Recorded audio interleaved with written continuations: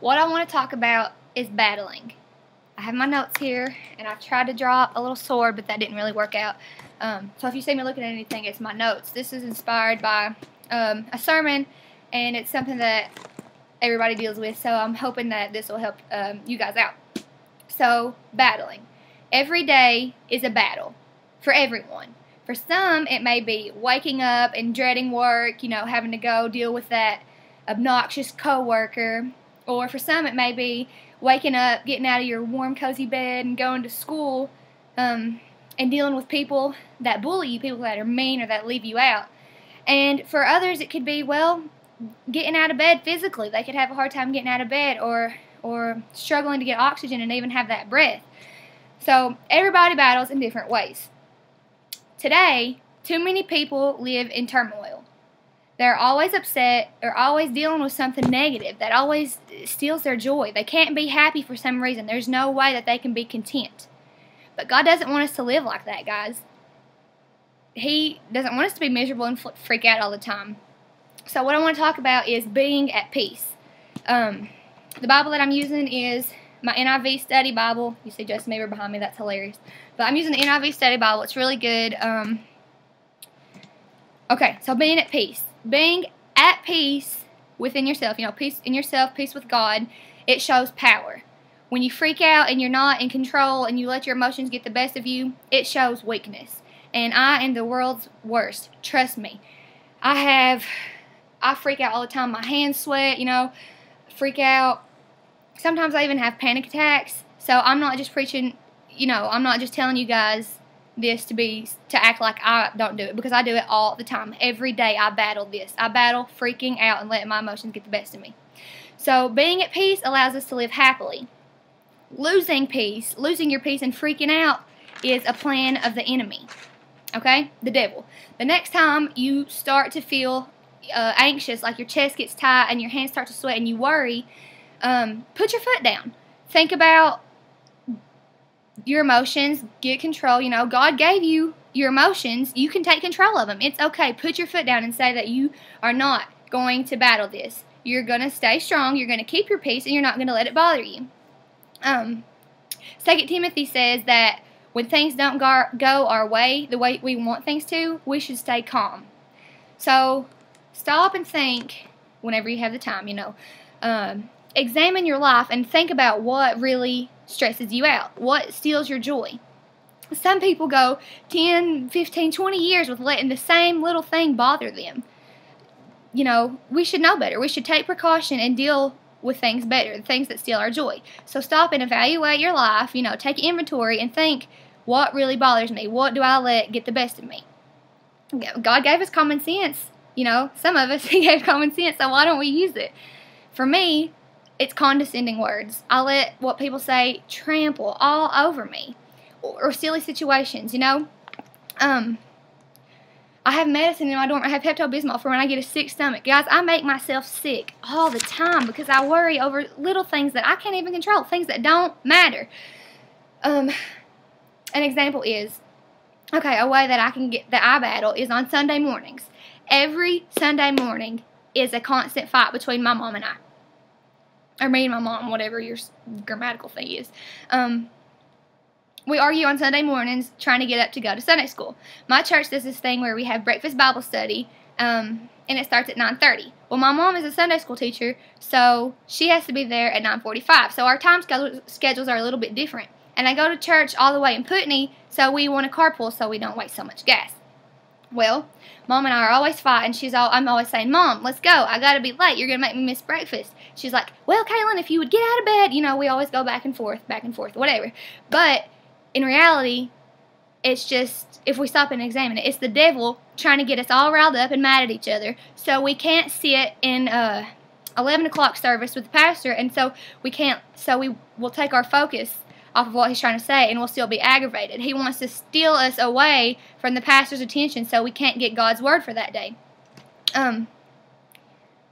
So yeah, that's how my Sunday mornings go. I'm trying to work on it. Pray for me. It all starts with a decision and to recognize. Decide that you're going to take control of your emotions and to recognize what really causes you that stress and how to deal with it. Learn how to change your attitude and understand that God uses difficult situations to do a work in us. It's like a driver's test or a permit test. You know, I failed my first permit test and I cried and I was so upset. But you know what? I studied and I passed the next time. So it's like that. God gives us problems, and until we learn to deal with them the right way, in a positive way, He's going to keep giving us that same test and same test. And so I'm just trying to save you some time, some heartache, and maybe even some money if you have to go get ulcer medicine or stomach medicine or whatever. Learn how to pass the test. Take control and quit failing all the tests. Pass it. Get an A so you can move on to the next thing, you know? I heard a quote, and it said, difficult situations bring to life things in our characters that we need to work on. So that's true. We can be happy and giddy and thankful when we don't have any problems, but when we're faced with adversity, you know, that's when you can really see what you're made of. That's when it all really comes out. Also, I think God is more interested in changing me rather than making my circumstances easier. In 3 John 2, it says, Dear friend, I pray that you may enjoy good health and that all may go well with you, even as your soul is getting along well. So, when we start maturing is when we'll start prospering. We need to learn to stay at peace for victory. Rule over those emotions. Don't let the small things bother you. Because we do that. We let small things bother us all the time. Have you seen the little bratty kid that's like, let's see. I did this when I was little. I would get a kid's meal and I'd say, I don't want a cheeseburger with no onions or something.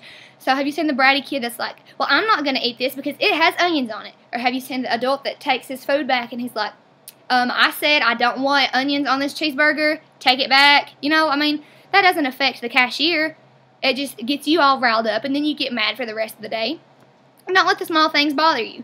You could take the onions off your cheeseburger and eat it, you know? Don't let the small things bother you.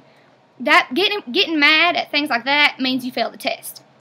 So the next time you're tempted to freak out or get mad, remember that you won't pass the test. In John 14:27, Jesus is about to go to heaven, and He left His peace with us. So it says here, this is Jesus talking, because, see, the words are red. He says, Peace I leave with you, my peace I give you. I do not give to you as the world gives. Do not let your hearts be troubled, and do not be afraid. So He left His peace with us. So we need to be smart. We need to trust His word and know that He wants us to be, sorry, my nose is itching. He wants us to be happy. When we're at peace with God, He can fight our battles. That's what He wants, isn't it? That's why He died on the cross, isn't it? Because He cares for us and He loves us and He wants to fight our battles, right? He defeated death, guys. He rose again. Why would you try to take your problems on all by yourself? Why not just hand them to Him and let Him do it and live the happy life that He wants you to live? When we learn to hold on to peace, God will take the negative things in our life and use them for our advantage. He'll turn them around and use it for positive things in our life. I'm telling you, it won't make sense. The devil will try to use things against you that will just ruin your day completely. He knows how to sabotage you and steal your joy. And he knows without joy, we won't have strength. And if we don't have strength, we can't fight the good fight. We can't go through every day without strength. So don't get upset over things that you can't change. Have faith and let God do the work. Because if you live life trying to fit everyone into your little mold, you try to mold them into what you want them to be, you're going to live a very stressful life. Some of you have unnecessary stress because you try to change others, right? I do that. Let God do it because He's the only one who can. We can pressure people all we want to, but we can't change them. God has to. Also, don't make a mountain out of a molehill is good advice that I've always been told. Because, you know, I stress a lot over everything. Grades, school, people, whatever. Don't magnify your problems.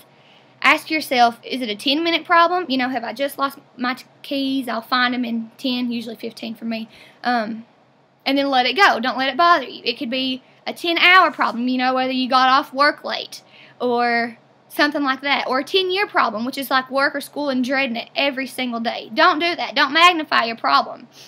The scripture says, do not let your heart be troubled. Do your part and stay calm and let God do the work. He'll fight your battles for you if you stay at peace. Make the decision every day to stay in peace. And just know that I pray for my Facebook friends and hope this video helps someone. This is something that's really been on me for this whole month. I've worried myself so much, and it's just caused me so much stress and grief, and it's been awful. But today I've really been encouraged, and I'm just hoping that I'll encourage you guys. God bless.